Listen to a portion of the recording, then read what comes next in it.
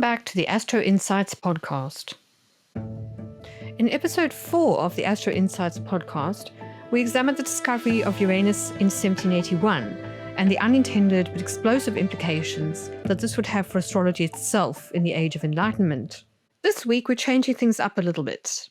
In keeping with the mercurial spirit of the number 5 in Chaldean numerology, which is all about liminality and transition, we're going to switch our focus from astrological prediction to astrological biography. Given that it's Gemini season, I've chosen to focus on the life and legacy of a famous Gemini and larger-than-life figure in British astrological history, the 17th century Magus and alchemist Elias Ashmole.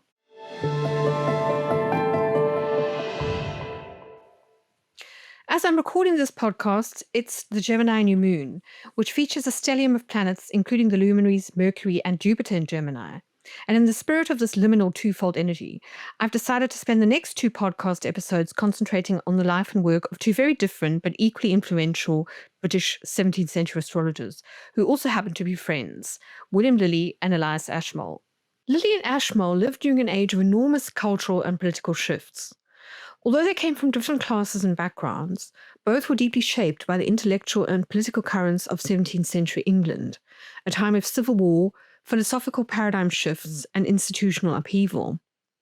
Their interests in astrology, alchemy, and antiquarianism reflected the era's fascination with esoteric knowledge, which was intertwined at this time with both scientific inquiry and political maneuvering. Lilly, a renowned astrologer, gained prominence during the English Civil War by making astrological predictions that were often interpreted as political commentary. His work was part of a broader trend in which astrology was used to influence public opinion and decision-making, a phenomenon facilitated by the advent of the printing press and the abolition of strict censorship laws, which allowed for more lively public discussion and debate around the issues of the day. Ashmole, on the other hand, was a royalist and freemason who spent his later years immersing himself in the study of alchemy and antiquities. His collection of books, manuscripts, and artifacts, which he bequeathed to Oxford University upon his death in 1692, laid the foundation for the Ashmolean Museum of Art and Archaeology, Britain's first public museum. Both men navigated a world where mysticism and emerging scientific thought coexisted, and where astrology was still considered a legitimate tool for understanding the mysteries of the universe, and not as yet completely divorced from astronomy.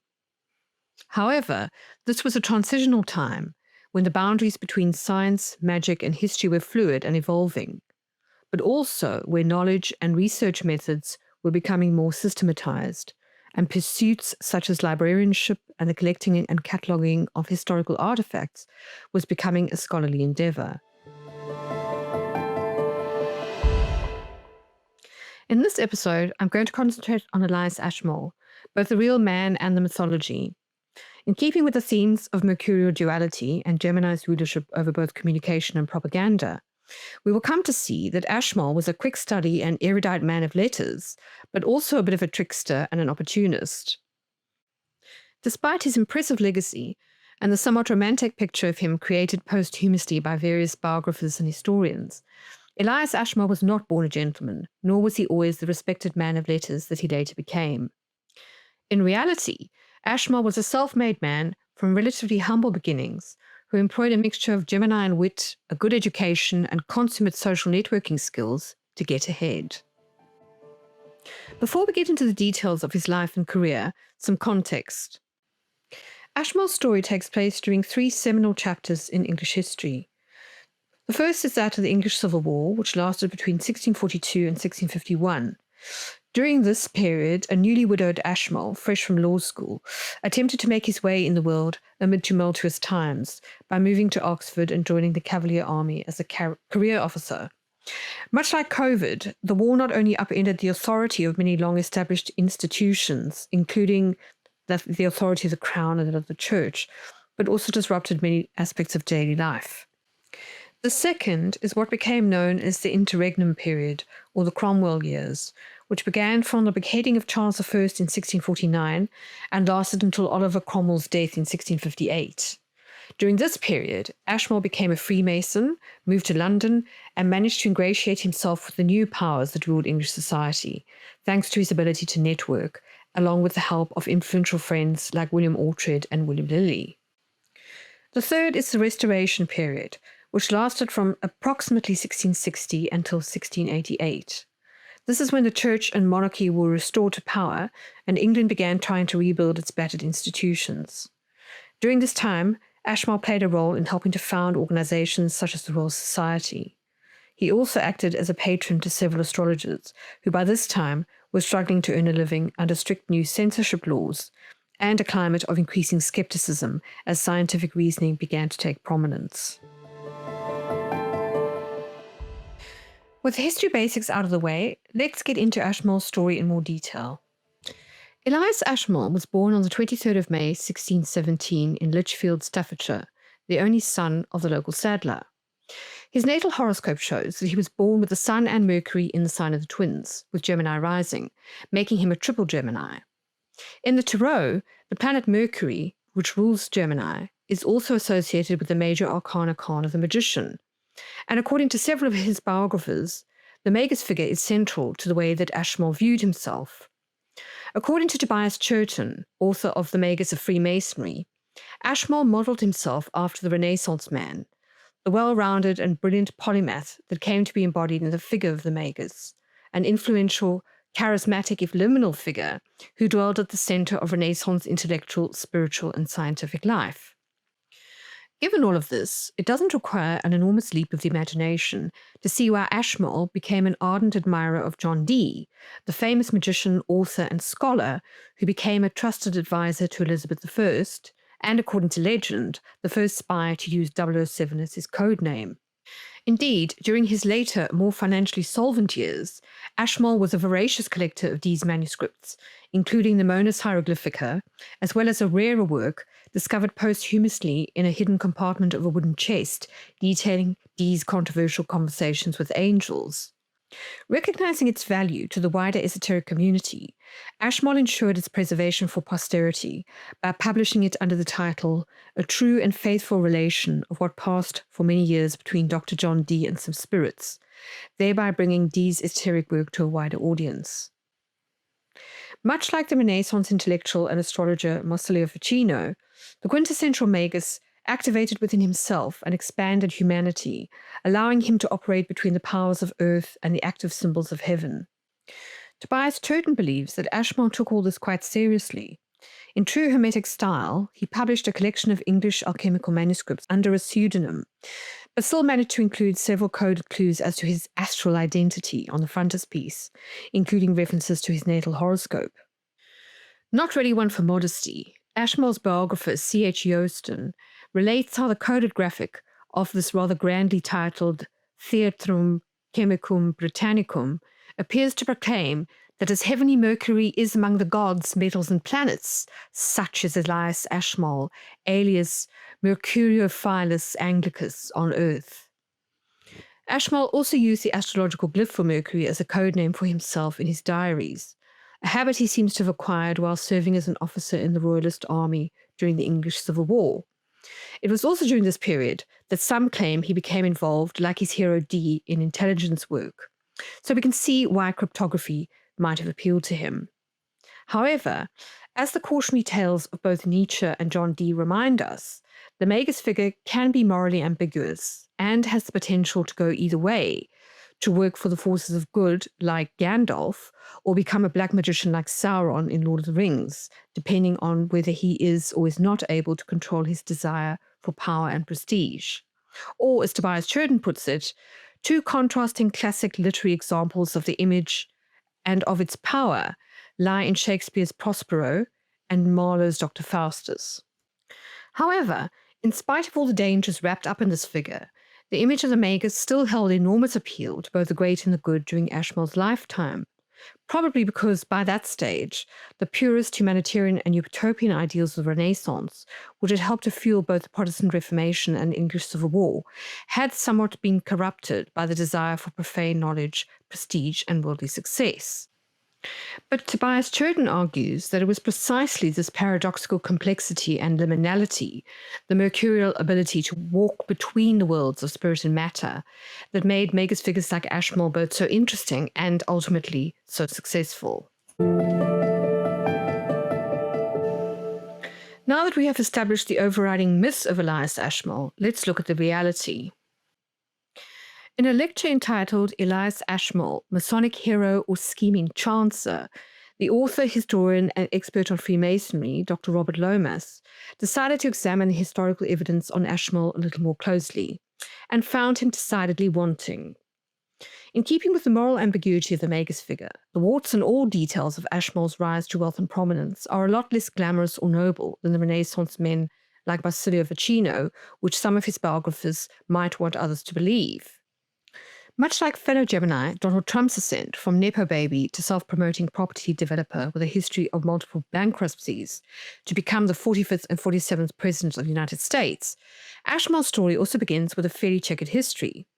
His early life, certainly up until his Saturn Return in August 1646, was marred by a series of early tragedies, unfortunate circumstances, and ill-fated choices, especially in terms of his political loyalties. However, unlike Trump, Ashmole's story also has a redemption arc. In typically gregarious Gemini fashion, Ashmole was a good networker and a fast learner.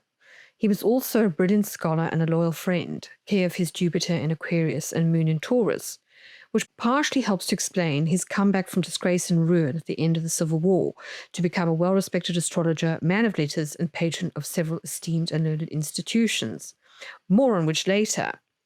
However, in order to explain Lomas's thesis in more depth, let's first back up a little. Born the only son of a Staffordshire saddlemaker, Ashmole was educated at Lichfield Grammar School, after which he trained as a barrister in London between 1633 and 1638. Upon graduating, he married a respectable widow 14 years his senior, who sadly died in childbirth in 1641. When the English Civil War broke out, he could no longer practice as a solicitor, so moved to Oxford, then the temporary court of the king, who had fled the capital, where he enrolled as a stranger at Oxford University. It was here that Ashmole's relationship with astrology began. After being admitted via the recommendation of his uncle to Brasenose College, Oxford, in 1645, he studied mathematics, astronomy, astrology, and alchemy under the tutelage of William Oughtred. And although he didn't graduate, he must have developed a considerable affection for the university, given his later bequest. Oxford would go on to confer an honorary master's degree on him in 1669. Oughtred, a mathematician, alchemist, astrologer, and inventor of the slide rule, would also later become an important patron to Ashmole when he moved back to London after the Civil War. According to Patrick Curry, once he took a shine to astrology, his interest became almost obsessive. In addition to his lessons at Brasenose College, he supplemented his formal education with self-study, acquiring several how-to manuals written by well-known Elizabethan and Jacobean astrologers for his library.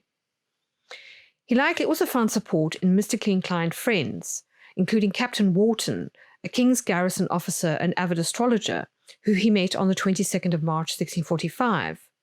Not long afterwards, Wharton appointed Ashmole as one of Oxford's 4 Masters of Ordnance, which may explain why he dropped out of college. Whilst in the army, he learned ciphers and began keeping a diary and code, perhaps to avoid the snooping eyes of parliamentarian spies. At any rate, he did not stay in Oxford long. After the town fell to the Roundheads, Ashmole moved on to Worcester in the winter of 1645, where he secured a similar position in the King's army as Master of Ordnance. Here he remained until the royalist garrison fell too, at which point, out of a job and having formally signed articles of surrender to Cromwell's army, he was forced to retreat to Cheshire and move in with his father-in-law, both his biological parents having died. A parliamentary decree meant that he, along with other royalist supporters, were formally banned from returning to London, and so he could not practice law. The articles of surrender he had signed obliged him to either return to his home in Staffordshire or go overseas and never to bear arms any more against the Parliament of England or do anything wilfully to the prejudice of their affairs. This left him in a bit of a pickle. As Lomas puts it, Ashmole's luck appeared to have run out. He had picked the wrong side of the Civil War, and by late 1646 was out of a job and political favour. Miserable, dejected, and stressed out, he seemed prepared to try anything to improve his situation. Like many of his contemporaries, he wasn't above marrying for money. Having already married and lost a wife who was 14 years his senior, he now set about trying to find a wealthy widow to help restore his fortunes. According to Robert Lomas, during this time, he continually cast new horoscopes, asking if he should get a fortune by a wife without pains and easily. Almost any wealthy widow would have done.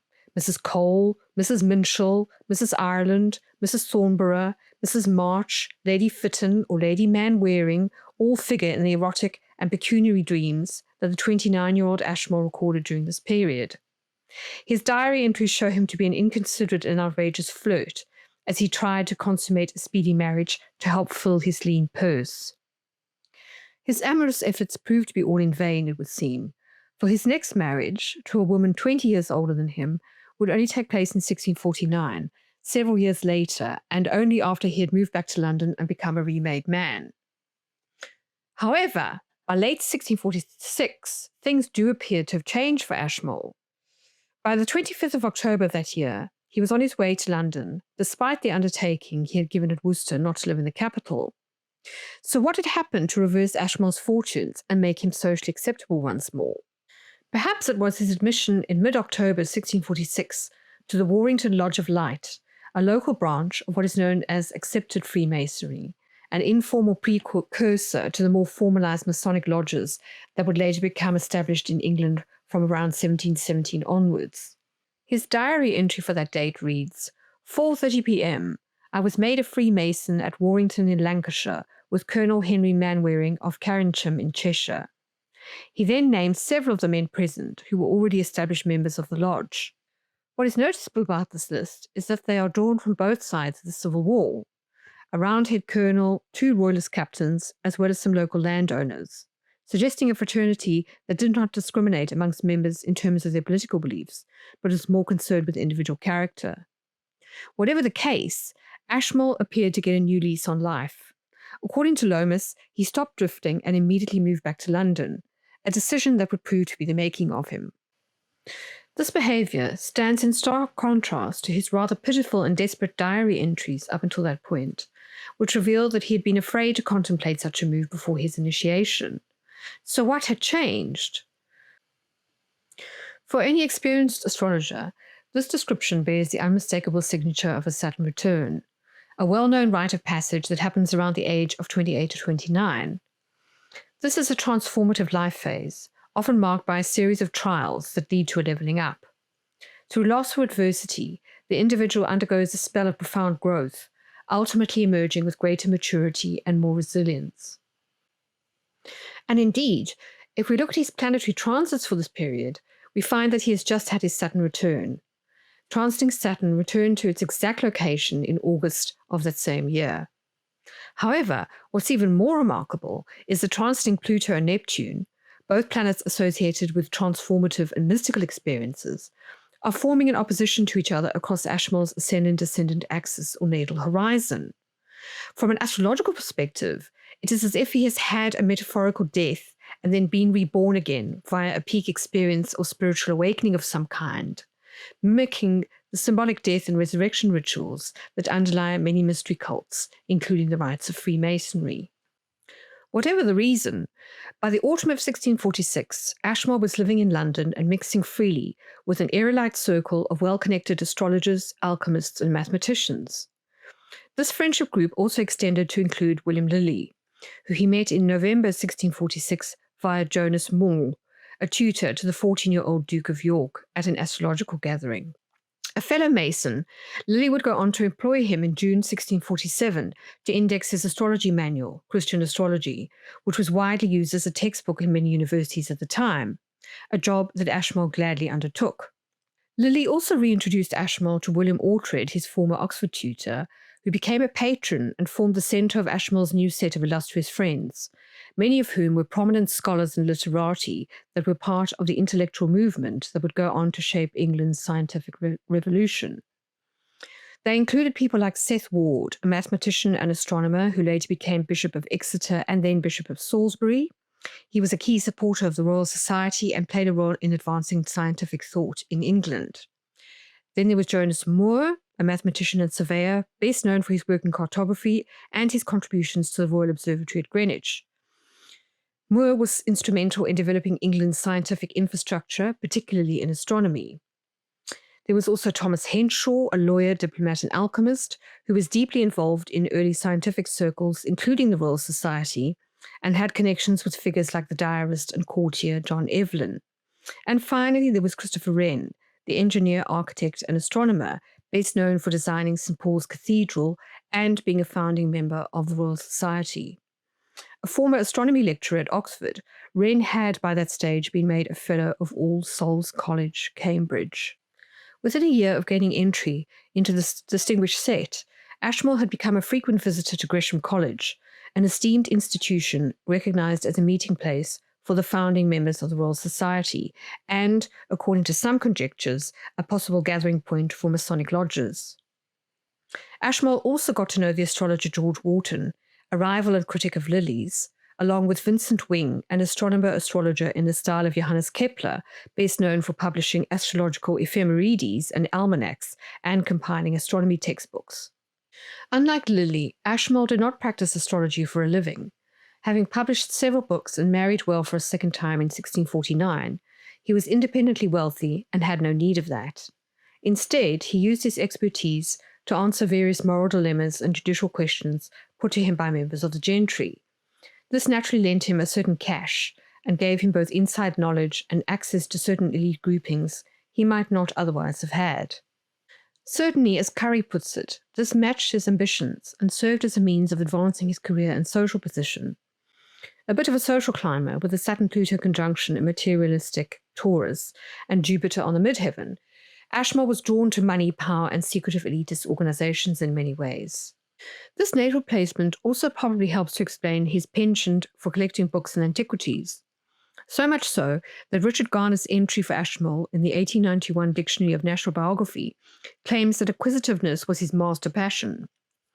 Like many men of his ilk, he saw astrology as a gateway language that was essential to acquire if one was to pursue other, more arcane esoteric pursuits, including magic and alchemy. Ashmole's attitude is probably best summed up by a statement he made in his 1652 treatise, "Judicial astrology is the key to natural magic, and natural magic is the door that leads to the blessed philosopher's stone." With his typical Gemini curiosity, Ashmole's interests were certainly not confined to astrology. He was also very drawn to Hermeticism and was known to have been mentored by William Backhouse, a wealthy alchemist, inventor, and truth seeker who shunned the limelight. However, this fascination with esoteric pursuits did not preclude an interest in natural science. Indeed, during this period, both studies were seen as complementary aspects of what came to be known as natural philosophy. Natural philosophy is often described as the precursor to modern science, but at that time it took a holistic approach, encompassing both the study of nature, the physical world, and the principles governing it, and the spiritual, philosophical, and cosmological systems thought to underpin it. However, in 17th century England, natural philosophy had come to place more emphasis on direct experience, practical experimentation, and reason, thereby challenging the traditional medieval reliance on ancient texts and religious doctrine.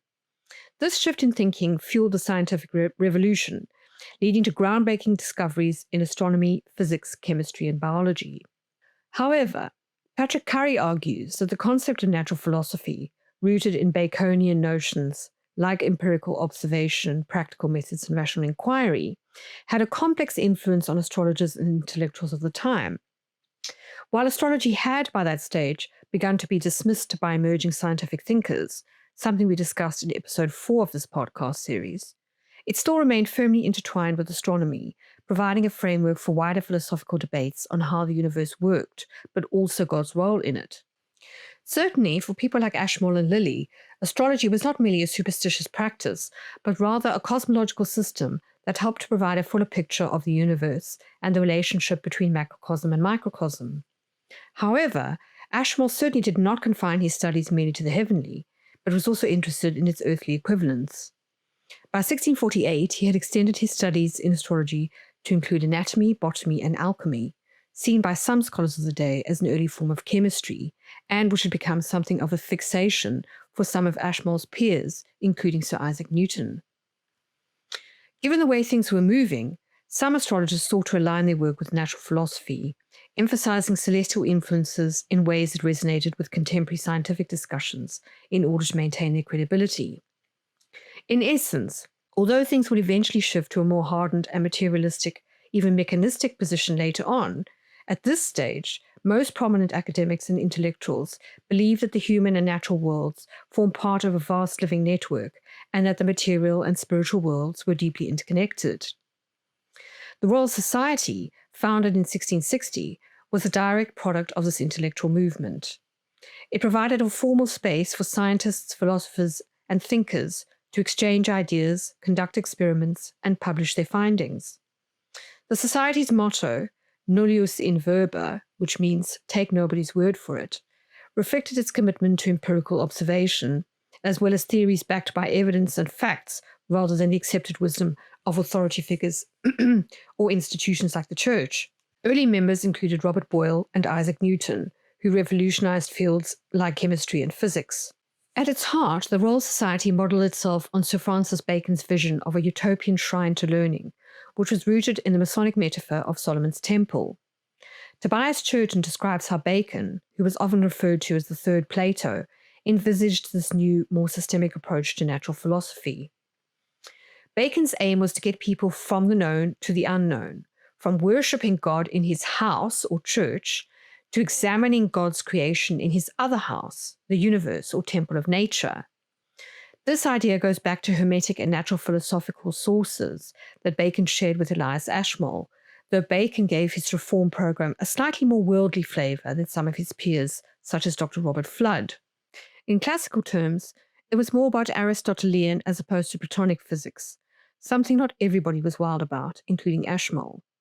Despite this, on the 3rd of January 1661, Ashmole was invited to become a member of the newly formed Learned Society. His diary confirms this, stating that, "This afternoon I was voted into the Royal Society at Gresham College." A few days later, on the 9th of January 1661, his diary records that, "This afternoon I went to take my place among the Royal Society." Although he doesn't seem to have been a regular attendee of RS gatherings, he always paid his subs and seemed to relish the prestige and privileges that came with membership, especially the glow of royal favour, courtesy of the king, its patron. According to Patrick Curry, Ashmole was probably more enamoured with alchemy and Freemasonry than science or physics, and appeared to enjoy being part of a clique of men who combined strong support for the monarchy with mystical worldviews, all of which fits quite well with his natal Jupiter conjunct the midheaven in the 10th house. Consequently, he was especially taken with the notion of a natural hierarchy and one's place in it, a concept firmly embedded in both the English class system and the medieval worldview via the great chain of being. Combined with a certain stellar fatalism, or in Christian terms, the notion of God's will, this reinforced the idea of mortals being assigned a specific place in the pecking order at birth, or in classical terms, the notion of being dealt a certain lot in life that one should make the most of. Beliefs that would not be out of place in the theocracies of the ancient Near East, or indeed medieval Europe. This inclination towards elitism, along with a proclivity towards membership of exclusive clubs and secret societies, may also have fostered a certain degree of snobbery, a trait that may be suggested in his horoscope by a square between Mars in discerning Virgo and his natal Sun-Mercury conjunction in Gemini. Certainly, he had no qualms about warning readers of his publications not to trust every astrologer, for the art is a sacred alchemy and profound science and should not be shared with the uninitiated. This was not an altogether uncommon view, however. It was one that was shared by Hellenistic astrologers and initiates of the Hermetic mystery schools that proliferated at the time, including the author of the Asclepius, who warned that the mysteries are demeaned when revealed and lose their power when profaned. Ashmole's attitude towards fate, however, stood in stark contrast to that of his friend William Lilly, who saw astrology as an expression of God's plan, but, like any good Christian, did not rule out the option of free will. As a result, Lilly adopted the maxim of non cogunt, a Latin phrase which meant the stars do not compel. We will explore the notions of high versus low astrology in a future episode of this podcast series, when we look at the life and astrological career of William Lilly and talk to an academic who has studied both Ashmole and Lilly fairly closely, Dr. Patrick Curry. For now, we will have to leave our study of Ashmole here.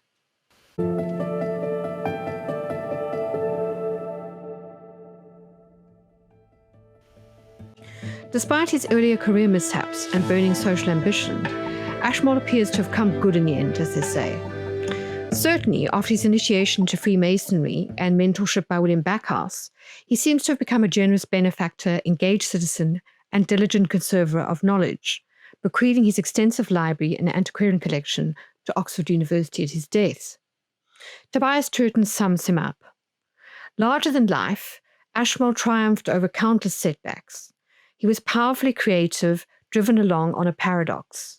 Ashmole's late biographer, C.H. Youlston, thought his greatness probably lay in a dynamic tension between the man of the world on the one hand and the hermetic soul of a spiritual mystic on the other, indifferent to the judgments of the worldly. Garnering sufficient for himself, he was also remarkably generous and charitable. Indeed, Ashmole was known to be a good patron of the astrological community, employing several astrologers as clerks in the excise office, where he had been awarded the position of comptroller during the Restoration period in lieu of his loyal service during the Civil War. Perhaps this was due to the character-forming years of his Saturn Return, which seems to have stripped away all outer distractions and former relationship, lifestyle, and career attachments, forcing him back on his own resources and clearing the way for his spiritual initiation and return to London. His long friendship with Lilly, who generally strived to be spiritually pious and live life according to Christian principles, may also have had a good influence on him. Lilly was also known for his commitment to honesty, particularly in his astrological practice, where he emphasized ethical conduct and truthfulness in interpretation.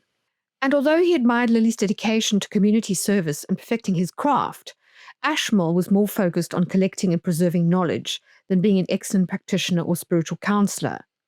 Instead, he chose to play a librarian or conservative's role by safeguarding rare and precious manuscripts related to his fields of interest. Certainly, though, their friendship was beneficial to both, with Ashmole even publishing Lilly's autobiography posthumously and paying for a handsome gravestone upon Lilly's death.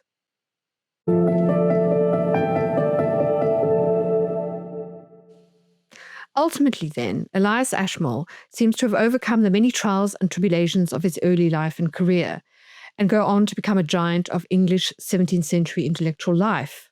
And whether he is considered a shining example of the positive influence of Masonic teachings rooted in brotherly love, Christian charity, and the Hermetic search for hidden truths, or a social climbing chancer, it is fair to say that Elias Ashmole left behind an important legacy for posterity in the form of the Ashmolean collection. Love him or hate him, he will forever be remembered as the greatest virtuoso and curioso that ever was known or read of in England before his time. How very Geminian. That's it for this episode. Next time, we move on to examine the life of England's prophetical Merlin, the astrologer William Lilly.